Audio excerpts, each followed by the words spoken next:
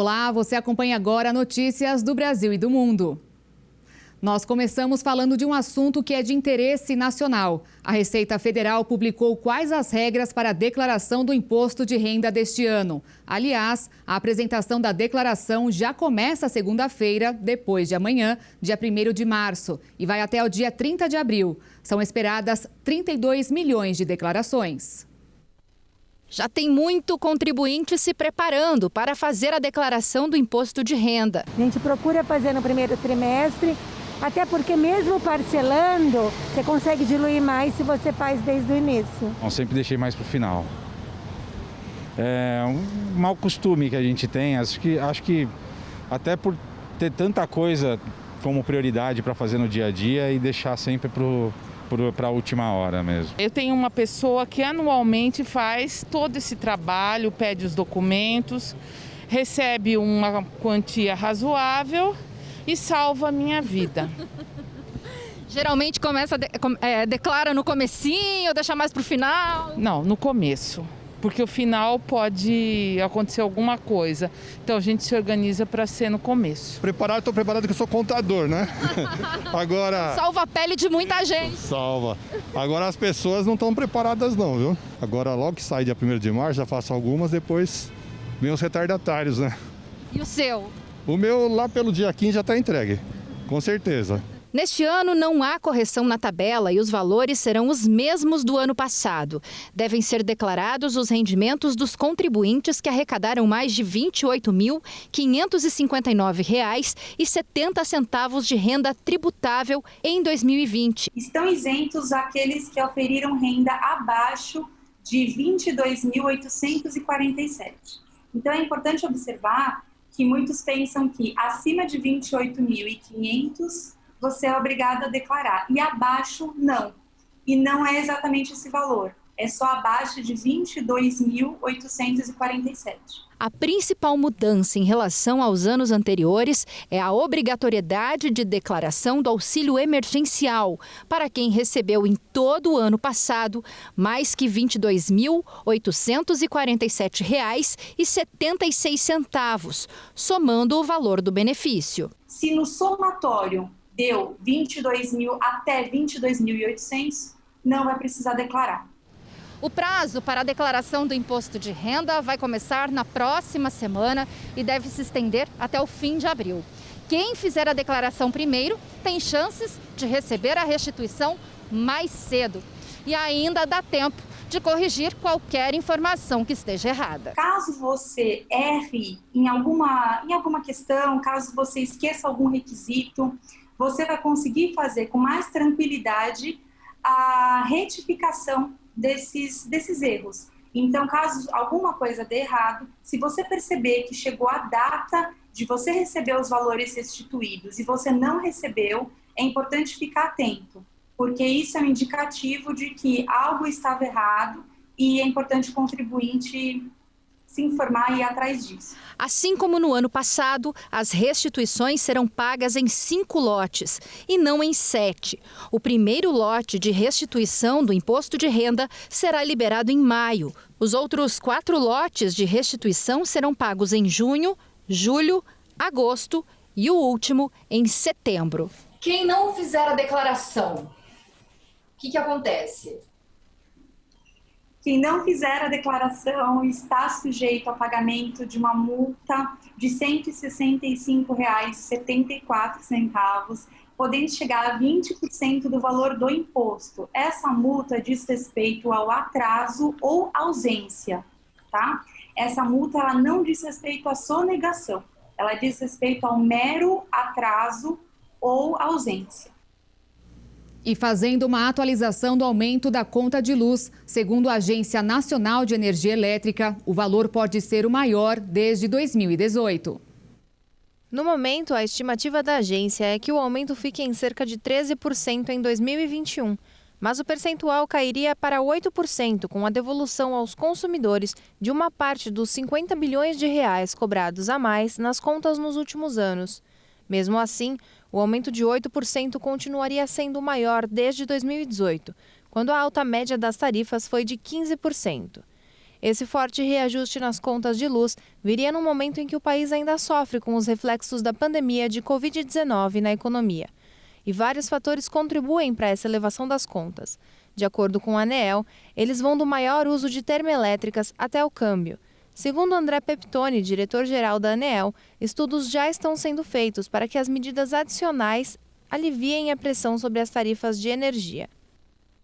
O Brasil pediu flexibilização do Mercosul para que cada país possa negociar de forma independente acordos comerciais com outros países. Acompanhe a entrevista. O Ministério das Relações Exteriores defendeu a flexibilização da cláusula que impede membros do Mercosul de fazer acordos comerciais sem o consentimento dos parceiros do bloco. Em entrevista à agência France Press, o ministro Ernesto Araújo falou sobre como vê a atuação do grupo formado por Brasil, Argentina, Uruguai e Paraguai. O nosso objetivo é que o Mercosul seja um bloco negociador eficiente, que nos traga os acordos internacionais que nós precisamos para essa reinserção econômica do Brasil no mundo. Se isso é possível através do Mercosul como bloco, ótimo. Se em alguns casos é melhor trabalhar individualmente, acho que nós precisamos ver como fazer isso. O desejo é compartilhado pelo presidente do Uruguai, Luiz Lacalle Pou, e do Paraguai, Mário Abdo Benítez. O acordo entre Mercosul e União Europeia, assinado em junho de 2019, mas paralisado no momento, também entrou em pauta. O documento ainda não foi ratificado pelos 27 membros do bloco europeu, com França, Alemanha, Bélgica, Irlanda e Áustria se mostrando relutantes em seguir adiante com o compromisso, especialmente pelo desmatamento florestal. Eu acho que no momento há, talvez não só na França, mas muito na França, uma falta de compreensão sobre o que é a realidade do Brasil, o que é a realidade da agricultura brasileira, o que é a realidade do meio ambiente no Brasil. Eu acho muito importante que nenhum país trate as coisas a partir de estereótipos. Durante o encontro, Araújo se mostrou aberto a um acordo adicional com metas sobre o meio ambiente.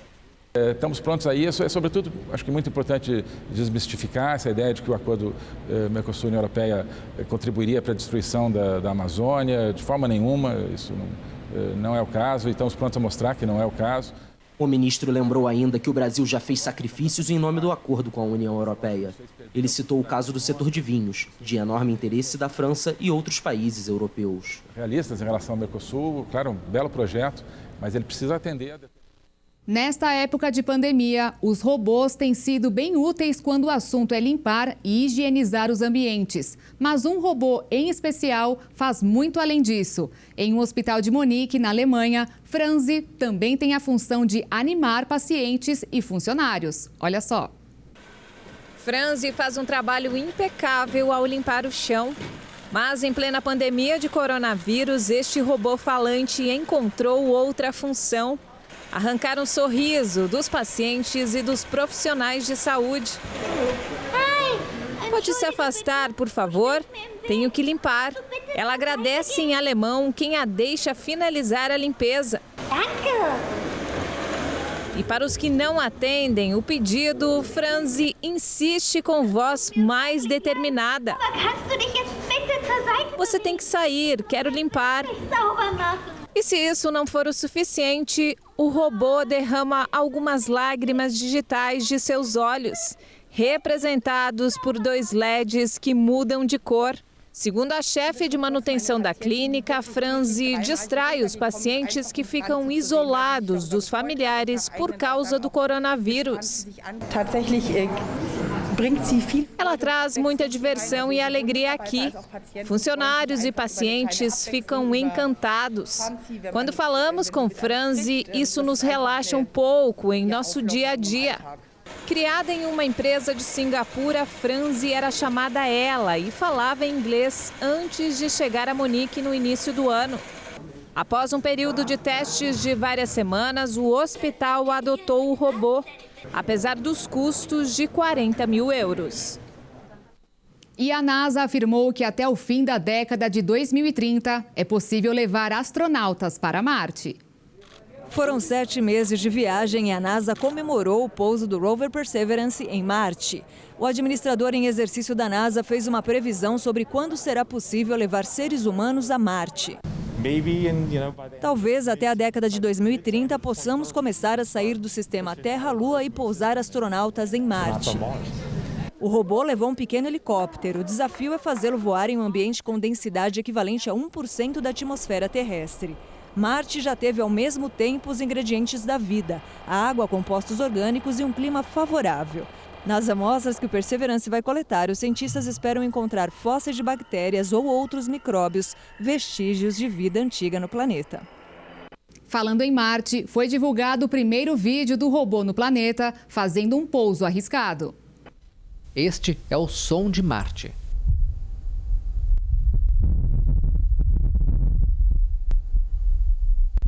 O áudio foi obtido pelo veículo Perseverance, que pousou semana passada no planeta vermelho. A agência também mostrou o primeiro vídeo do pouso do robô em Marte. No vídeo, é possível ver em detalhes como o veículo realizou a delicada manobra até o pouso.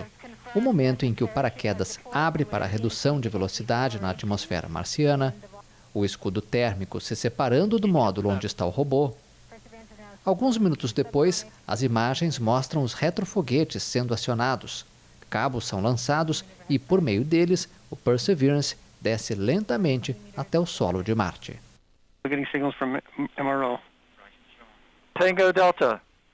Touchdown confirmed. Perseverance safely on the surface of Mars, ready to begin seeking the sands of past life. Depois do intervalo, a polêmica rede contra tubarões na África do Sul. Em instantes.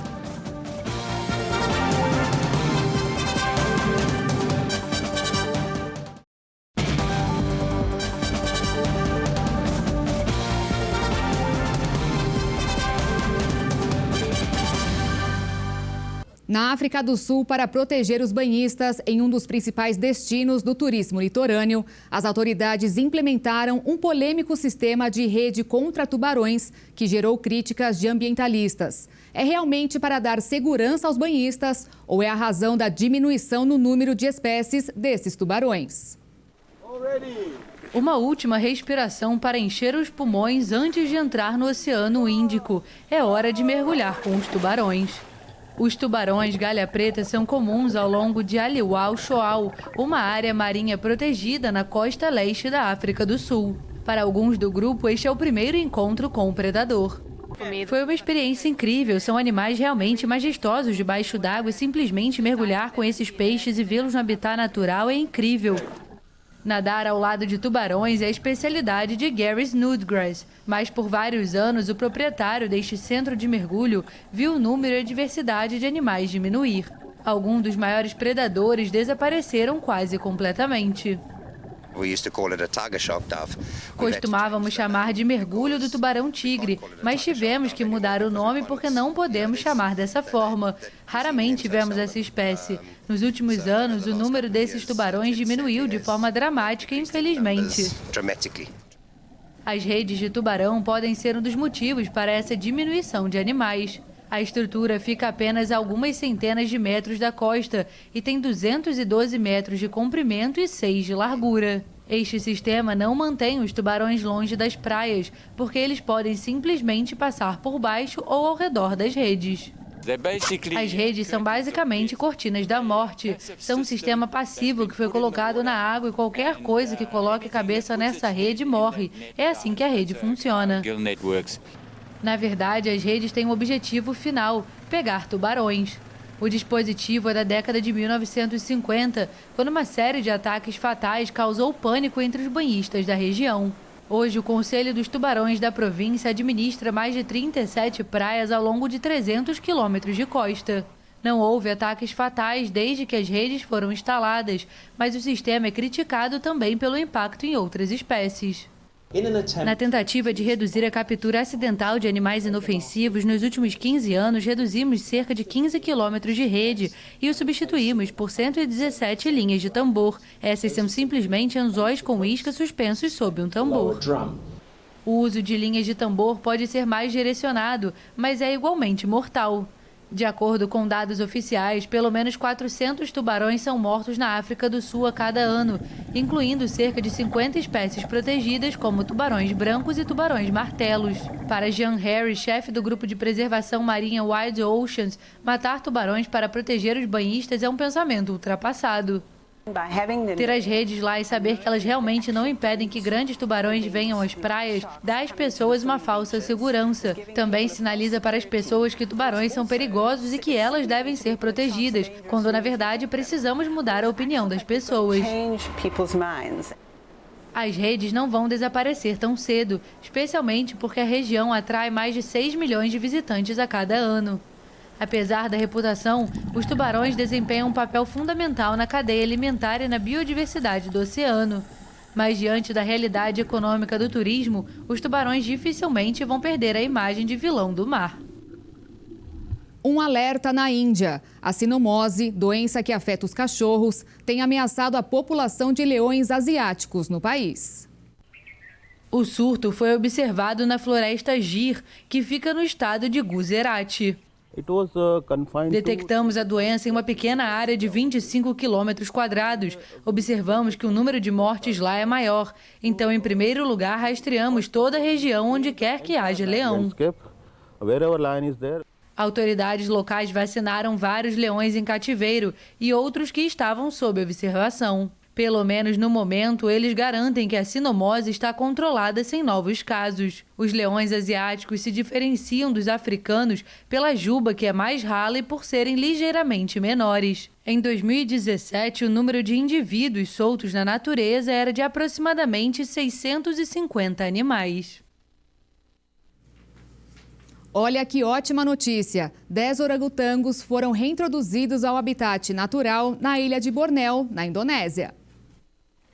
Uma operação realizada com a ajuda de helicópteros soltou os primatas na densa floresta da região, longe de rotas terrestres ou marítimas, para evitar a exposição dos animais à Covid-19.